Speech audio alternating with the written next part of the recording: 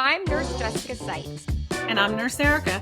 And we're Nurses Uncorked, the podcast that takes nursing facts with nursing comedy and makes a little cocktail out of it. Don't forget to hit that subscribe button wherever you listen to podcasts, and please rate, review, and download. Hey guys, welcome back to another week of Nurses Uncorked. It's Nurse Jessica, Nurse Erica. I'm really excited about today's podcast because it's another one that I've been wanting to learn about for a long time. We are going to be talking to a forensic nurse specialist today. So we have a guest on today, and this gentleman's name is Kalen Knight. Welcome, Kalen. Thank you so much for coming on Nurses Uncorked. Yeah, thank you so much for having me. Yeah, we're excited to dive into all of this. And before we do, we're going to have our drink of the week. And I promise everybody this was not intentional. It was not. It wasn't, I swear. Even though we're speaking to a forensic nurse specialist that may have to deal with a lot of gory situations. That is not why I picked a Bloody Mary. I've been wanting to do a Bloody Mary for a while, but now it just sounds stupid. But we're going to roll with it. That's what you bought for today, so that's what we're sticking with. And I worked hard on this one. Y'all are going to be impressed here when you see this. Erica's going to be proud of me. I haven't put this much effort in a while. We've had all the Hawaii drinks. So this actually is a very easy drink to make. If you don't feel like making your own Bloody Mary mix, you can just buy it, which is nice. I just got an original Bloody Mary mix, but they sell them also like extra spicy if you like a little kick to yours. I did not do that today, but sometimes I do. So all you do is you take 5 ounces of mix and 1 ounce of vodka. So you can double it if you want a bigger glass. And you're going to mix it up on some ice. Look, Erica, I got my little tumbler. Yeah, I love my little tumbler here. So I've been letting that chill. And I'm going to pour that into my Nurses Uncorked glass. I added a little extra tomato juice or Bloody Mary mix because we can't get too crazy here. It's kind of early in the morning. But wait till you see how pretty I'm going to make this. This is what, really, really does it. So you can add whatever you want, really. You can make it a meal. It's a breakfast of champions if you want. So on mine, I'm going to add a really pretty celery stick. Then I have celery in a Bloody Mary. An entire stick of martini olives. Look at this. Oh, okay. Fancy. And wait a minute, bacon. You can even add bacon to your Bloody Mary. If you would like. And go ahead. How does this look though? And Beautiful. I put my olives on a straw. So look at this. Oh my God, you're drinking through the straw of the olive.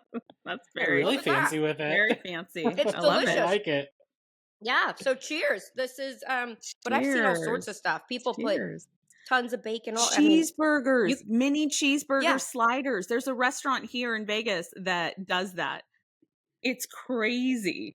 I'm just going to give you a warning, though. If you're not a big pimento person, I just sucked up about 10 pimentos out of the straw, okay? Because I guess you didn't think ahead. I didn't think about that. But luckily, it wasn't that bad. The tomato juice kind of sealed it in. So it is really good. So cheers to Kalen. Cheers, Erica. Cheers. Cheers. I love a good Bloody Mary, but I can't do a spicy one. I can. Oh, I like them as spicy as possible. Yeah, it's good. But this one's good. This mix actually still has a little kick to it. So I love the bacon. All right, so should we get into the episode this week? Yeah. Are we ready? Let's do it. I guess so. Yeah. All right. I'm going to talk about you, Kalen, for a minute and kind of read your bio here. So Kalen Knight is a registered nurse and a forensic nursing specialist with the International Association of Forensic Nurses. He has extensive experience in clinical practice and education development, including emergency, trauma, infectious disease, biocontainment, quarantine. Well, he had been good in the pandemic, and forensic nursing. Kalen also practices as a sexual assault nurse examiner for Nebraska Medicine, as well as medicolegal death investigator for Medical Examiner's Office in Iowa. In addition to his BSN, Kalen has also earned, God, he's smart, MSN and MBA degrees. He's a certified emergency nurse and certified adult adolescent sexual assault nurse examiner. And I mean, as if we haven't said enough here, Kalen is also an adjunct lecturer in the forensic nursing program Quality Legal Matters of Death course at Oakland University in Michigan. Woo, that's a lot of stuff, Kalen. That is a lot. Wow. Very impressive. Did we leave anything out? Wow. Nope. I mean, I work a lot. I love the work. I'm You have impressed. like 4 different jobs, right? I do. I don't count. If they're casual, they don't count in my mind. I find my work-life balance in there, so I love it. But this is going to be great. If anybody has ever thought about being a forensic nurse examiner or wanted to know what it is, that's what this episode is about. We're going to talk about all of that because in nursing school, I remember that was one of the things that I'm like, that'd be so cool. Like, you know, Like you're watching CSI. like a crime show or something, and you're like, that'd be a really neat. So we're going to see. Maybe that's the job for you. Well, you'll find out today. Yeah. I do what I can to try to recruit people. Right? I'm sure you need more. You probably will. You probably will. I was from going to say this. we definitely need more. All right. So to begin, can you tell us what forensic nursing is? Because I know there's probably a lot of nurses out there that are not familiar with this subspecialty of nursing practice. Of course. So forensic nursing, what it really is what we try to do is like bridge the gap that exists between the healthcare system and the legal system, specifically for any patients that experience violence.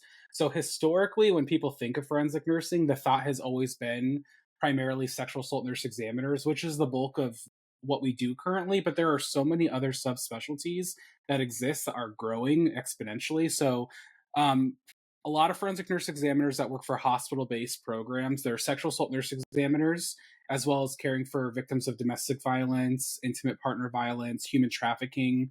We do elder abuse.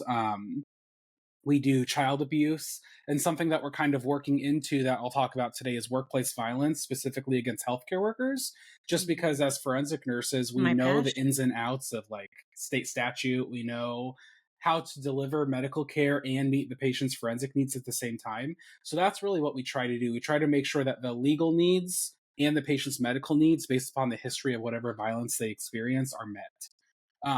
And then outside of the hospital-based forensic nursing, forensic nurses are legal nurse consultants working for law firms and reviewing medical records and like malpractice and negligence cases and a lot of different cases. As medical legal death investigators, or what I like to call forensic nurse death investigators, is another subspecialty that I practice in, and I love that work. So any death that happens outside of the hospital falls under the jurisdiction of a coroner or medical examiner's office typically. So we respond and we conduct those death investigations. Correctional nursing is technically forensic nursing as well. And there's even like aspects of disaster nursing and emergency preparedness that is also forensic nursing because of during like pandemics, for example, we know domestic violence skyrockets. So having people present to provide that delivery of care to patients when they're already isolated in a war-torn country or an epidemic, there's nurses out there who are there to meet their needs both medically and forensically.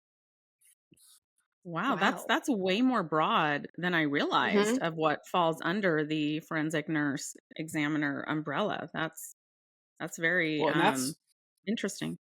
It's one of the things that we're really trying to get all of nursing, really all of healthcare to, I'm going to go even bigger, all communities to recognize that forensic nurses can offer so much more, because kind of like you said, Jessica, you heard about it in nursing school, but like when I was in nursing school, I never heard the word forensic nurse. I maybe in one lecture heard the term sexual assault nurse examiner. But at the time it was like a single sentence in a lecture, and I never heard it again until after I graduated nursing school and had been practicing for 2 years. So I think like right now we're still at the point where there's so much to do, but it's just making people aware of it and then educating them on what you do when you're that type of forensic nurse, and then kind of expanding from there. So how did you get involved in it? Like, what led you to start looking into becoming a forensic nurse? What was the segue into that? So it's kind of an interesting story actually. So I was originally like 100% I'm not going to be a nurse. That's where I was when I was in high school. I my feel I think that. my a lot of us start our stories like that. I feel like. my sister is a nurse, and I was trying to figure out what I was going to do with my life when I was in high school. I didn't really know, and she tried talking to me about nursing, and I was like, oh, I don't really know if I'm interested in that. And I was very interested in forensic science. So I went to a local university in Nebraska, and I shadowed their forensic science program. But I told one of the faculty when I was on my tour there that I wanted to stay in Nebraska because that's where all my family is. And his response was, well, then Okay. pick a new career because you're not going to find a job in Nebraska. So I was like, okay, so I guess I Wow. won't go into forensic science. And that's where my sister was like, again, nursing is here. There's so much you can do. And she was a night shift nurse at the time on a med surge floor. And she's like, just shadow me. So I shadowed her and got to see like a rapid response team. I got to see all the stuff happen. And I was like, okay, I'm going to be a nurse. So that's how I entered nursing. I was originally going to go to forensic science, went into nursing, and then I started in the ER immediately in a fellowship program, and actually the same ER that my sister worked in. So we worked together in the ER for a while. And when about my first year of being a nurse, I would see patients come into the hospital who were sexual assault victims. And we at the time didn't have a program at my hospital. There was just a few nurses who sought out the training themselves. And those patients would have to get transferred to another hospital for care because we didn't have a forensic nurse available. And like research shows that when people have to get transferred, already dramatically decreases the chances that they're going to report. They may just say, I tried to report, it didn't go how I wanted, and I'm just going to go home. And I had a big problem seeing people who came to us for help and we couldn't give it to them. So then I sought out leadership to see if I could get trained so that I would be another resource if patients presented. And I ran into a barrier, which was I was told because I'm a male, no, you can't be a sexual assault nurse examiner. So I was kind of taken aback by that, and I was, it's still a huge problem that we're facing. There's a lot of amazing male forensic nurse examiners, and I'm passionate that the workforce should reflect the populations that we care for. Women are sexually assaulted, men are sexually assaulted, everyone who identifies with all gender identities are sexually assaulted. And I feel our workforce, to truly understand the populations we serve, should reflect the patients that we see. So, but at the time, I was a new nurse. I was kind of made to feel embarrassed for even asking, thinking it was okay for me as a male to be a forensic nurse. So then I kind of let it go. 2 years fast forward, a patient presents and she requests a male forensic nurse, and our hospital did not have one to provide. Really? So then new leadership had taken over who came to me and said, are you interested in this? So I was like, I am interested in this. I actually asked about this 2 years ago and I was told no, but if you're willing to train me, absolutely, I want to do this. So my new leadership was extremely supportive. I went through the training. And at the time, it was just a cohort of nurses that sought out the training. We didn't have any formal program. So then after I did my training, we got buy-in from organizational leadership to solidify an actual program in our organization. And then I became the forensic nursing supervisor and coordinator of our program. And then I developed a team of 30 forensic nurses. So that's kind of how I got into it. It was kind of a roundabout way, but I always find it interesting because my original desire was to go into forensic science, and I didn't even know forensic nursing was a thing, and I still ended up where I wanted to be. And honestly, I think it worked out for the better because I love nursing and I love what I can do as a forensic nurse. In the forensic science realm and forensic nursing, like we intersect and we work really well together, but what we actually do for patients is very different. I like the patient focused side versus the science focused side, so it really worked out. As I talk to you with my piece of bacon here, I it just looks funny, but I actually kind of want it. L&D, I work labor and delivery, like that's been my thing. It's kind of the same thing. Like there's not as many male L&D nurses, and it's kind of strange because if you think about it, there's so many male OBGYNs. So the patient is going to a male physician anyways, that is obviously going to be in one of her most intimate times, of her life. But the idea of a male nurse coming in and taking care of you is like almost something that you have to broach gingerly, which it seems like it doesn't make sense, but it does. Like for some reason, some patients are just feel a little bit uncomfortable with that. But I do think that as time is progressing, like it's starting to get better in that sense. Like I think people are getting more comfortable with the fact that if if it's a professional that's taking care of you, they're professional. You know what I mean? Right. Um, Yeah. but I definitely see the same thing in L&D too. It's almost like you have to ask their permission first. Like, is it okay to have a male nurse? And I think that Yeah. needs Well, to and change a little bit. a lot of people feel like when if I'm the one that's on call, that patient has no choice but to use me as their sexual assault nurse examiner. And one, that's not true. It's just like Mhm. even outside of sexual assault nurse examination, I would have ER patients who didn't want a male caregiver. And it's like, I completely Right. understand. Let me talk to my lead and we'll get this organized and get you a caregiver you're comfortable with. I always tell all forensic nurses, regardless of gender, like it's never personal. It's their comfort level. And all we Right. can do is do what we can to build the rapport and trust with the patient. And sometimes that works because honestly, and I'm sure you guys can both reflect on this too, is like I have had amazing male nurses and amazing female nurses, and I've also had terrible Mhm. male nurses and terrible Of female course. nurses. It's like it's the gender is not what Mhm. makes someone a good nurse. Yeah. It's what is their bedside rapport, how trauma informed are they, how Right. can they relate to a patient. Because when I report for a sexual assault exam, I never immediately introduce myself as a forensic nurse. I enter and I introduce myself. My name's Kalen Knight. I'm a nurse here. And one of my jobs is to make sure you understand all of your rights when you've experienced crime. Is it okay if I sit down and I talk to you about what your options are while you're here in the ER? And then I'll go through all the options that they have in my state. And then when they've made their selections, I say, okay, next, what I want to talk to you about is I am trained as a forensic nurse examiner. Are you comfortable if I am the one to walk you through this process for the physical exam, the evidence collection, or do you feel more comfortable with someone else? And usually by that point, I've spent an hour just talking to them about their options and building that rapport to where now I've kind of developed that trust. And that's what I try to teach all, not just forensic nurses, really all nurses that I interact with, that it's all about building the rapport and building the trust because that's what's going to make a patient comfortable with you. Hmm. So I don't know that I've ever come across a previous male SANE nurse or forensic nurse examiner, but I never really thought about it till now, and that is a great point. I can see where that might be a roadblock, but it shouldn't be. We did do a previous episode of the podcast with Leah Helmbrecht, a SANE nurse, and she actually, I believe, attended one of your lectures, presentations, and said, "You got to talk to this guy. You got to get him on the podcast." So I'm super thankful that she did that. But one of the reasons we wanted to have you on the podcast is related to your work with healthcare workers who are victims of violence while at work delivering patient care, which is something I Mm. am very passionate about.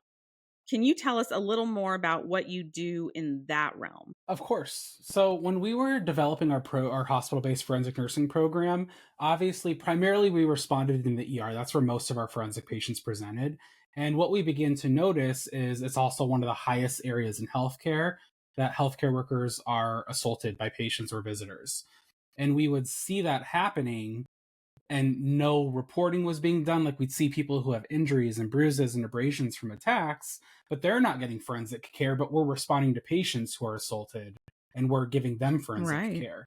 So that's where we noticed the gap. So then I approached my director and I said, we have to be more of a sustainable forensic nursing program in the hospital. And one way that we can do that is supporting our colleagues. We kind of get multiple benefits out of that. Our program's sustainable, but also we're helping colleagues in this huge gap nationally on violence against healthcare workers. So she asked me just to formulate a proposal on, okay, well, what do you hope to do in this program? So I started doing some research. And one fact it's a statistic that's shocking, but probably won't surprise most healthcare workers, is the 73% of non-fatal injuries and illnesses in the workplace happen in healthcare. So that's just Yeah. not really, to me, it wasn't surprising because I see the violence that happens. The other side that we saw was research on organizations and how they support healthcare workers who experience violence is a majority of hospitals have no policy in place.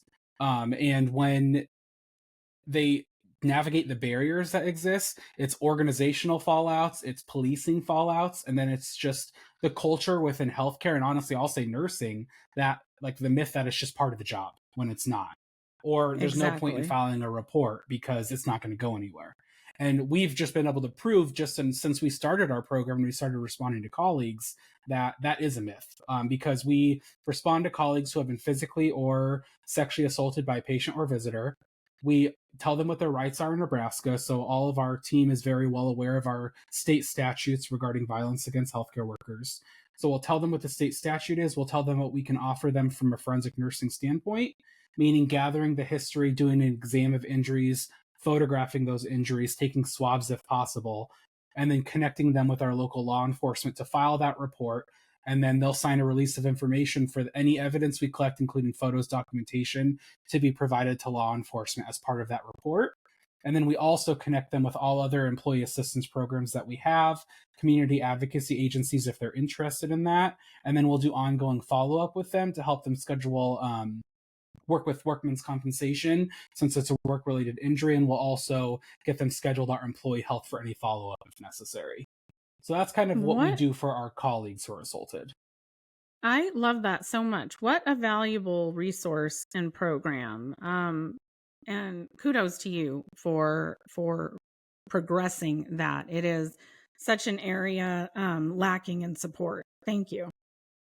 Of course. And it's something I'm really passionate about because I'm sure, I mean, when I was an ER nurse, it was not uncommon to have things thrown at me, to be swung at, kicked. Like, we knew not to wear stethoscopes around our neck because it was never uncommon for patients to try to cross them. And it's like all of that was part of my training because we were taught as ER nurses to inherently expect at some point we're going to come across a patient that wants to harm us.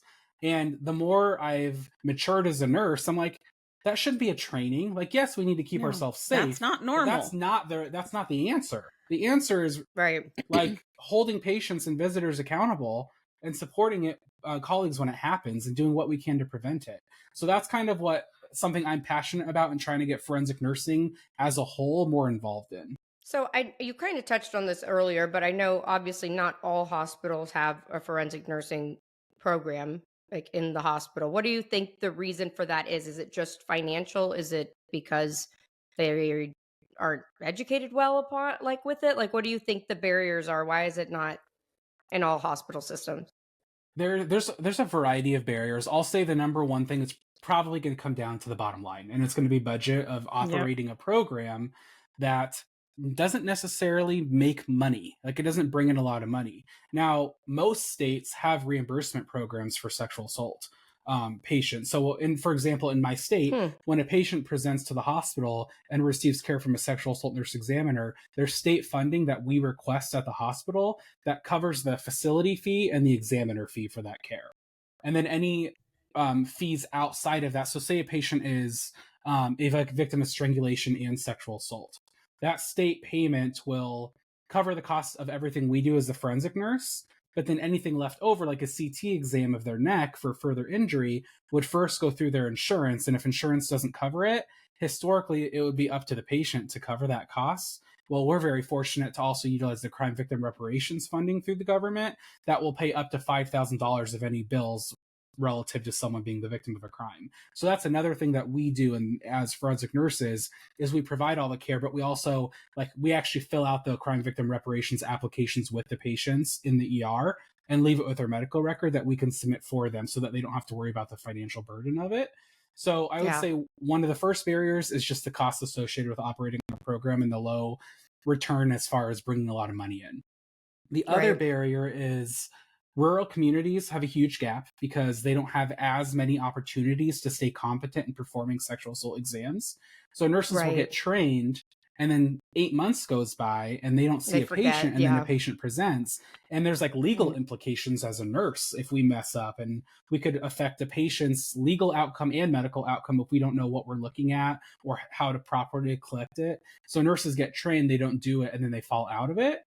Another thing is the vicarious trauma associated with what we do, because we only hear of the worst of the worst.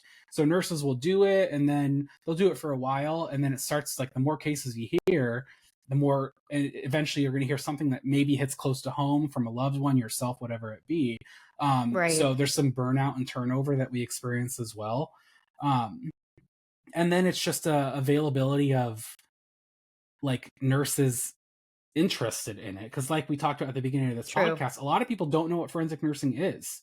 So getting people to see what it is and what we actually do, because people think it looks like crime scene TV when that's not what forensic nursing is. I'm there's parts of it that are similar, but it's very different, and people don't recognize like what it's really like being one-on-one with a patient who's experienced such a horrific crime and being the one to help them navigate through that situation. So those are some Okay, of the but on barriers that that note, I'm immediately. gonna be a little immature here. Do you feel like you have ever really like helped solve a crime though, based on like what you collected or something? Like, have you ever felt like, wow, had I not collected that perfectly or that specimen, they may have never like, do you ever get to hear the follow-up or anything? Like, I'm being a dork here, but I just Oh, wanted to. absolutely. So I'll be honest that there's quite a few cases that you may never hear something on again after you do it, and there's a variety of reasons for that. One, Okay. like in Nebraska, for example, people have four options when they report for sexual assault. So just high level is we have a full report, which you do everything. You talk to police, you have the kit collected, it goes to the crime lab. You have a partial report where you tell us nothing, but we collect everything. Your name's still on it. It goes to crime lab, and if there's a hit on DNA, then the patient's called back to let them know, yes, we have a DNA. Do you want to proceed with an investigation? The third one is an Okay. anonymous kit where their name's not on it anywhere. We collect everything, we gather the history, but police are not called. It's the kit's just handed off to Okay. law enforcement and it's kept in a storage facility for 20 years. And they have 20 years to decide to call 911 and convert over from an anonymous to a full report. Wow. And then the last option is do nothing forensically and just get medical care. So those Okay. anonymous reports, now don't quote me on this statistic, but I think it's still relatively correct, is I think if people don't come forward in anonymous kits, I want to say it's within 3 to 5 years, the chances of them transferring from an anonymous to a full isn't as high.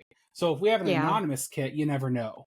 But I will also say, like, anytime a patient does do a full report and it goes to the crime lab and there's a hit on DNA, if they proceed with court proceedings against charges against the person that assaulted them, and there's no plea deal, then yes, we're going to get called to testify in that as a factor expert witness in that Oh, case. wow. So we do get to see the positive outcomes, and sometimes not positive outcomes, depending on where the case goes. But we do get to see the good side of what we do Sometimes. quite a bit. And I'll also Oh, say, like, good. because I'm a sexual assault nurse examiner and death investigator, I've been involved in cases where I will actually get called to a scene, and one of my colleagues gets called to a scene of homicides in our state, where they suspect sexual assault occurred, and there's a significant chance of losing evidence even from the time a body is found to the time it makes it to the morgue for autopsy, just because of the Right. decomposing process of a body and a lot of factors on how the body's managed. And as sexual assault nurse examiners, all we look at is victims of sexual violence. That's our specialty. So if there's a homicide case, our local law enforcement will actually call us and say, hey, do you have a forensic nurse available to come to this homicide scene and do the exam and collect the kit while still at the scene to minimize losing that Wow. DNA? That's And gotta so be crazy. I mean, it's very different, and that side of forensic I'm nursing, like sure. especially for sexual assault nurse examiners, not everyone can do, because I mean we see horrible things. But Yeah. we've had, of all the cases that we've collected on, 100% DNA hit on all of the kits on our homicide victims when we do the evidence collection on scene or at the morgue. So like that's a huge bucket filler, because like we go and we know what we're looking at, we know where to swab, we know where to look for injury, and we know, like as a death investigator and SANE nurse, I know what's a normal finding or variant after someone passes away versus what's not. And I can say, well, that's actually not a Right. bruise, that's lividity because they've been dead for this long. However, this looks like an abrasion that could have been done peri-mortem, like that I think is worth looking at. So definitely get I mean, what an the positive important side. job though. That's so I know it's like it could be overwhelming, but that's so important. Like it's like justice for the victim, or like it Well, really needs to be done appropriately or they could miss it out on an is. important detail or something.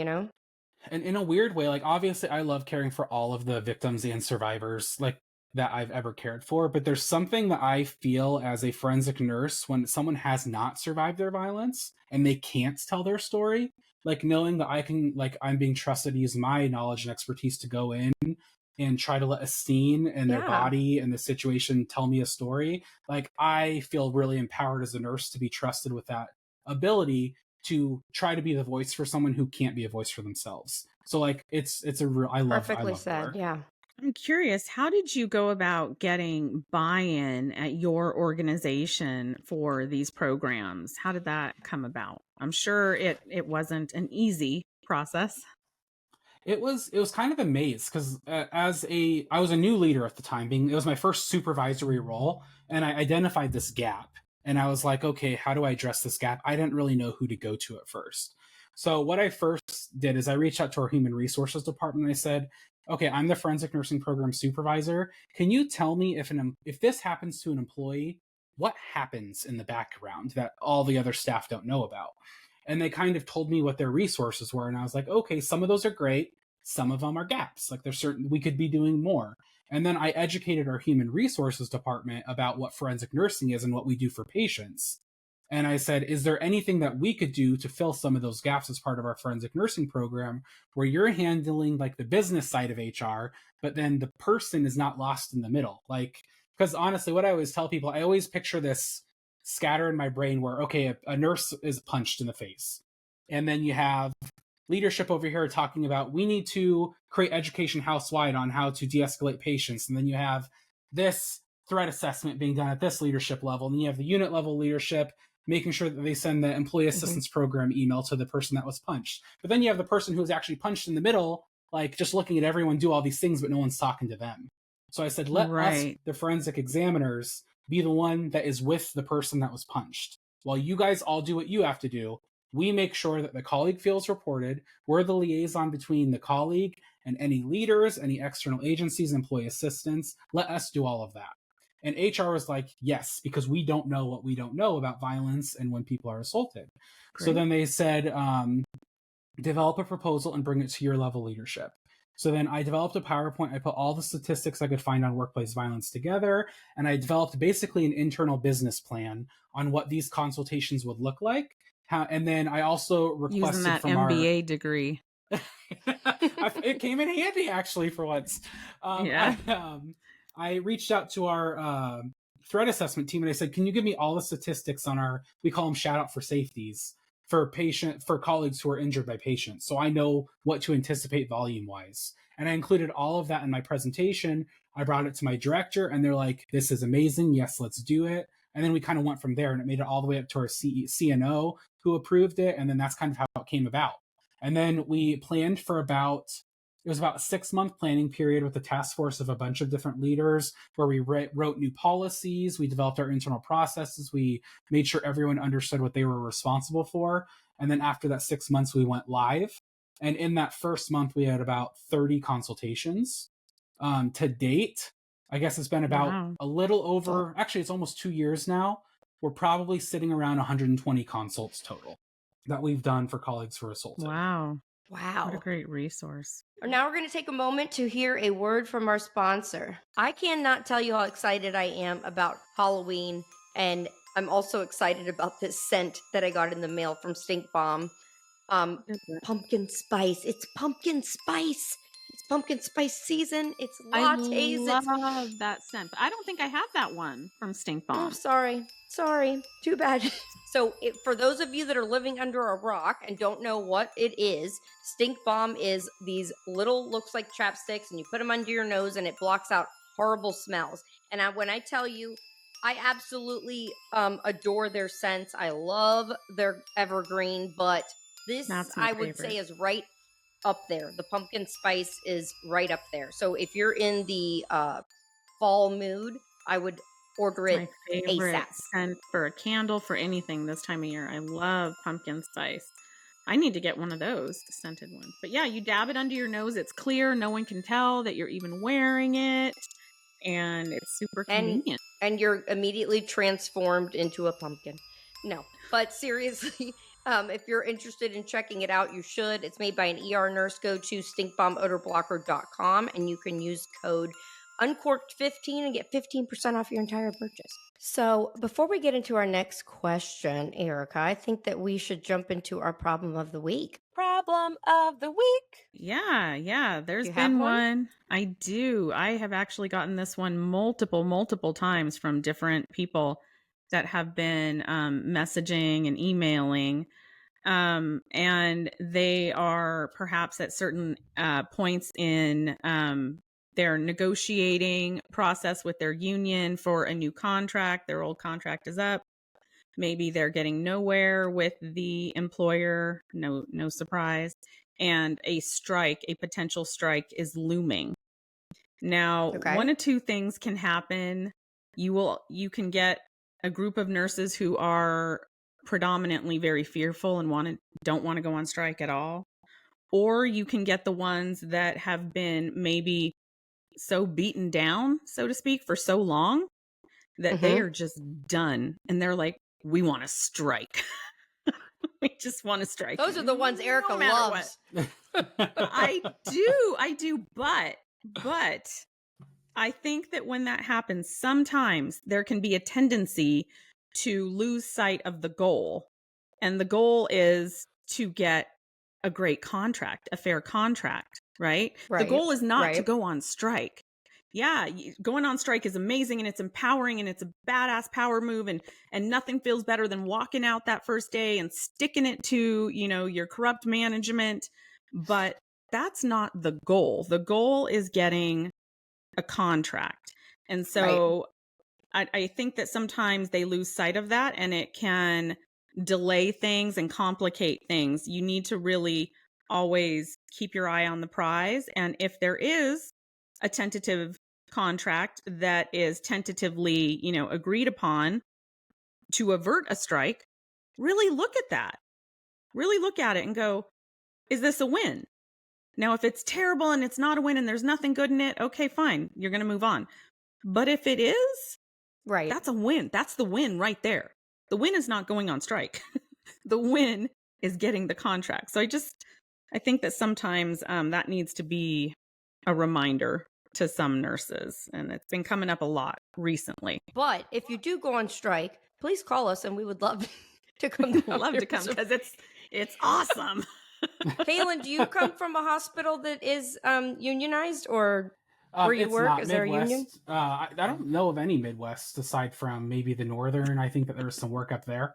I don't really know. But no, my hospital is not. Florida's not very unionized either. So I didn't know much about it. I've been learning from Erica. So I guess the problem is don't lose sight. Like, even though you're angry, I guess, Erica, like make don't sure lose that you're sight of the goal. Yeah. And keep in mind also that no contract is ever going to be 100%. That's another thing nurses tend to do. Well, they got us these 8 things, but they didn't get us these 2. That's called compromise. That's called negotiation. You're never going to get 100% of your asks ever. Even though the nurses probably deserve it, but that's okay. They do. That's for sure. They do. But you've got to kind of take a step back and look at the big picture. Okay. That's my advice. Thank you, Erica. Thank you. That's a good one. All right. Kalen, back to you. So do you think other healthcare organizations that don't have forensic nursing programs, can they institute a similar program? Is it doable? Like, can they get it going and make it happen? I absolutely think. I think not even non-healthcare. I think every business can develop a process for how to truly support an employee who's experienced violence while at work. It's a lot bigger of a conversation that needs to have been had. I think that the portion that forensic nurses really bring is we can deliver that specialized forensic nursing care. But if you don't have that, you just have to know what resources you do have to give that colleague, and then you can grow from there. So I recommend to people start small, and honestly, starting small is finding out what does your organization offer, what are the gaps, and then can you or do you know who can fill those gaps, and kind of build from there. So, because honestly, I didn't know how much my organization did until I started digging into policies, talking to the benefits department, talking to HR. And I was like, because they're not needed, they're needed, but they're not needed as frequently as some other policies. They're not as advertised to the staff. So become the most knowledgeable person about everything your organization offers. Start there and then expand from there. That's kind of my recommendation. In your opinion, what are the greatest challenges to addressing workplace violence from the forensic nursing perspective? In my experience, it's going to be battling our own culture in healthcare that violence is part of the job. It's the most frustrating thing I experience. Even outside of forensic nursing, as an ER nurse, I saw my friends getting punched like point blank in the face. And walking out, and then the answer was, it's for just a while, part of the job. It's part of the job. Like, can you continue caring for this patient, or do we need to move you zones? And like that was just the culture. And that's not Oh just my my gosh. organization that I was at, that's everywhere. Yeah, And I'll that's say everywhere. like It is.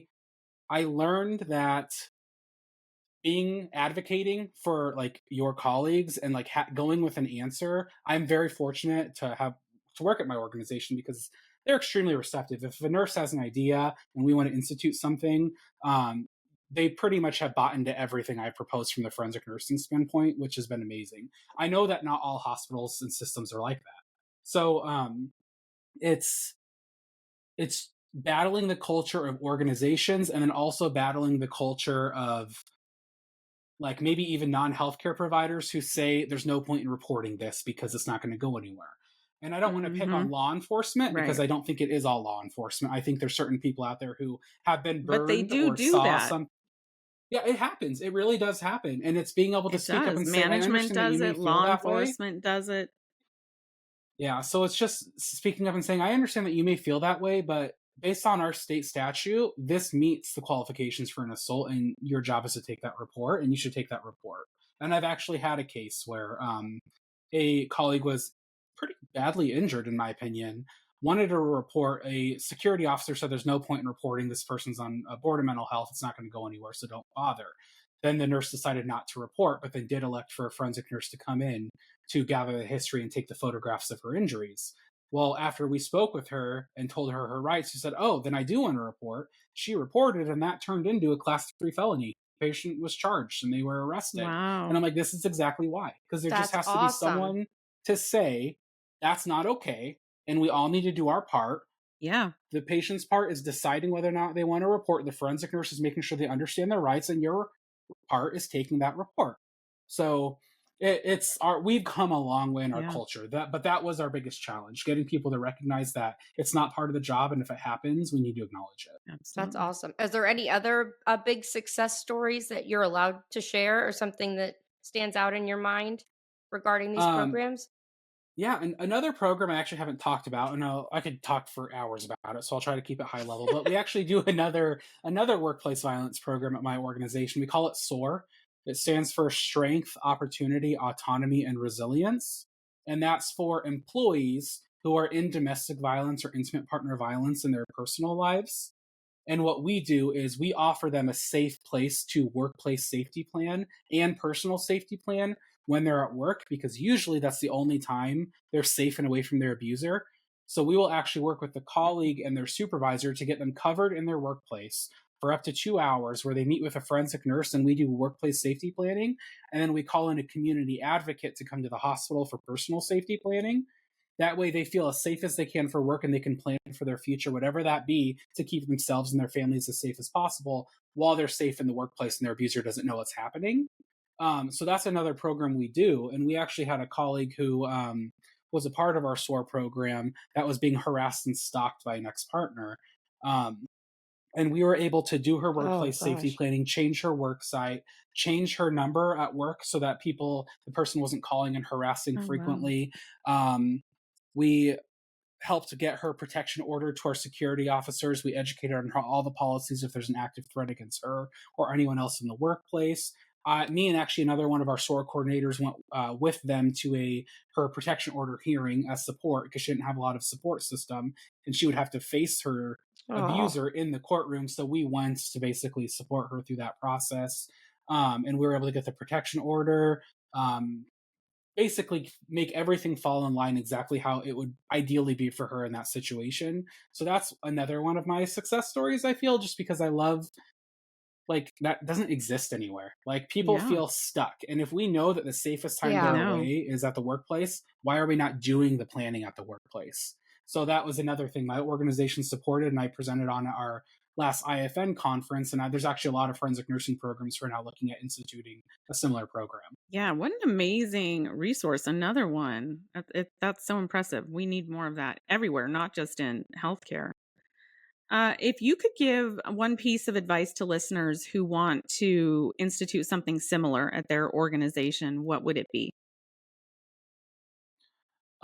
My first thing would be is learn about forensic nursing if you're not a forensic nurse, just Hmm. because we have a lot of ability we know the world, we know the healthcare world, we know the legal world, and we know the resources. So we're really good at bridging those gaps to form really good processes and programs. So if you're interested in doing all you can for people who experience violence, look into forensic nursing. And obviously, I work for the International Association of Forensic Nurses, so we focus on education about forensic nursing. So I encourage people to go to the IFN website to look forensicnurses.org to learn a little bit more about that. And then don't be afraid to ask questions where you work and be like, what are the gaps? What can we do better? How can I help? Like, that's going to Right. be the best way. Even if you don't want to do all of the different things that we do within forensic nursing, you can still be the change agent to make those programs exist in your organization. So don't be afraid to ask the difficult questions and say, what can we do to do better? Is there any liability related to this type of practice from nursing or organizational perspective? Like, is there some type of liability involved in this kind of work? The biggest liability that exists as a forensic nurse is you can be the difference between something being admissible in a patient's court case and not being admissible. So making sure you maintain your competence Okay. as a forensic nurse to meet that patient's medical and legal needs. And then from the standpoint of the workplace violence prevention programs, we can only control what we can do in the workplace.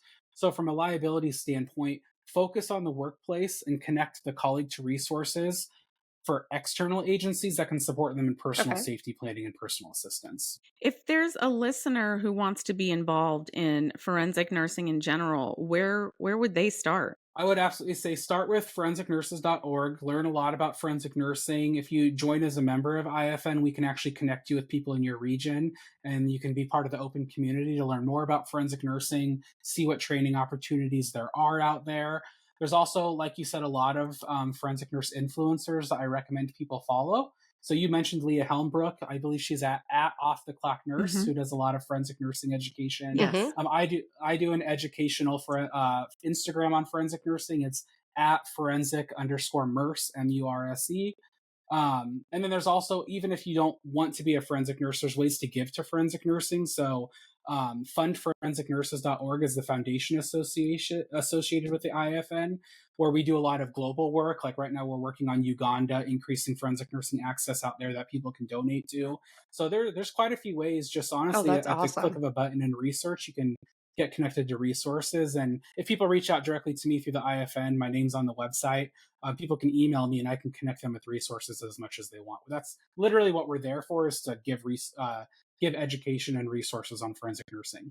And we will link all of that in the podcast description for everybody. Oh, perfect. Yeah. The IAFN Foundation is focused on the role of forensic nursing globally. Can you tell us a little bit more about that and its organization and the global aspect of that? Yeah, so the foundation is the IFN Foundation is obviously the foundation side of the association. And what we do is every year at conference, it's open all the time for donations. And basically, what we want to do is progress the world of forensic nursing to increase access to trauma informed medical care for patients who experience sexual violence. So, the foundation, every year we hold a foundation event at our annual conference to raise money. And we usually have a different project that we're working on. And currently, what we're doing is increasing access to forensic nursing care in Uganda, where our CEO and COO, I believe, have actually already been to Uganda to kind of do a needs assessment out there. And now what we're doing is raising money to get nurses trained on delivering forensic nursing care and increase access to trauma informed services for victims in Uganda, just because there's just so much sexual violence that happens. And it's not just there, it's everywhere. But That's that's kind of an amazing. area that we did a needs assessment and realized they need help. So that's what we do with the foundation, is we have different projects that we raise money for to put towards increasing access to care for patients. Kaylin, I think that you need to incorporate like 10 more projects personally. I don't think you have enough projects. Really? I don't think you have enough projects going on. Yeah. The Or problem jobs. with me is I have Yeah, a sticky note of all the things I want to do, and every once in a while I will reach for it and I Aw. like Me slap too. my own hand, like, not right now. It's not the time. I know you're doing so much already. Like, no, seriously, that's amazing. We're gonna switch gears quickly and hand out our weekly Enema of the Week award. Enema of the Week. This week's Enema of the Week award is brought to you by our sponsor and enema company, Happy Bum Co. Good God, I'm sorry. Ew. I don't It's know. not like we're recording a professional I'm sorry. podcast The here. last couple days, I have felt like really bloated and gross. I switched my half and half. Like I normally have one, and it was out because of the hurricane. I got a different one, and I feel like bloated and gross. Maybe you need a Happy Bum Co. at-home enema. They are the leader in at-home natural detox enema solutions, after all. That's perfect. That's probably why I burped right here in the middle of this commercial. Yes, they are. I probably need to do one right now, but they are an amazing company. It helps with bloating, constipation, your energy, your mood. Visit happybumco.com and relieve your maybe lactose intolerance. I don't know. I'm gonna probably need to do one. Use code Nurses Uncorked for 15% off your first bundle. All right, Erica. So who do we have an enema for this week? Yeah, it's kind of collectively for all the nurses out there that suffer under the delusion that just because something is a certain way or is not a certain way where they work or in their city or in their state, that categorically means it couldn't possibly exist anywhere else, in any other hospital, nursing home, city, state, anywhere. This has been an ongoing kind of an issue, but recently it reared its ugly head when we were talking about how there's a trend in some places where they are replacing nurses in long-term care with like medication techs, med techs. Oh yeah. Right. And so I posted about it, and we're going to do an upcoming podcast on that actually. But people lost their damn minds over that. They still are losing their minds over it, going crazy, saying that's absolutely not true. It doesn't exist. It doesn't happen anywhere. That's against all of the CMS regulations. They can't do that. They're required to have nurses, on and on. And people telling me, do you even know what a nursing home is? Have you ever set foot in a nursing home? No, Oh my gosh. I've worked in nursing for 30 years, but I have never set foot in a nursing home. Okay. As if where would you make this up? Where would you get this information from? Like seriously. Right. And these are the same people that will turn around and just talk mad crap about their hospital or their nursing, wherever, long-term care, assisted living, wherever they work, or their organization and how corrupt they are. And they'll say a million bad things about them. But the second you say, apparently, that in some places they're replacing nurses with unlicensed staff, they lose their mind. And it makes no sense. Like, are you really defending them? Do you really think that they're capable of all this corruption, but not this one thing? They're not trying to skirt the regulations and get around it in any way, shape, or form that they can to save a buck and pad their own profits? Come on. Common sense crossing the line. dictates.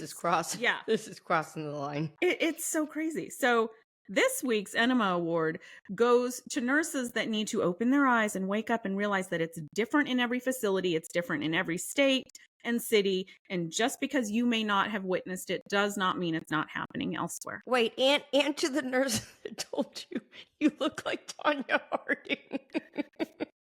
You had to bring that up, huh? You had to bring that up. Listen. I'm sorry. Listen. There's nothing like being told you look like the world's most hated athlete of all time. Stop laughing so hard. You look like somebody that would take a sledgehammer to somebody's knee. To someone's kneecaps. I'm sorry. I needed that laugh. It's not the first time. I've gotten that for years and years and years. I get Tanya Harding, I get Amy Schumer, and I'm always like, okay, but is it skinny Amy Schumer or not skinny Amy Schumer? Which version Which Amy Schumer is it? Yeah. Oh my gosh. I could go without that. These enemas are for you. They are. Thanks a lot. Well, thank you, Kalen, so much. This has been really a learning podcast, I think, for probably the majority of nurses listening to it. Like you said, we are not taught about this in nursing school. And and we should be. So thank you so much for sharing your wisdom and your time with us today. Of Yes, course, I thank really you so much. appreciate you having me. All right. Until next time on the next Nurses Uncorked.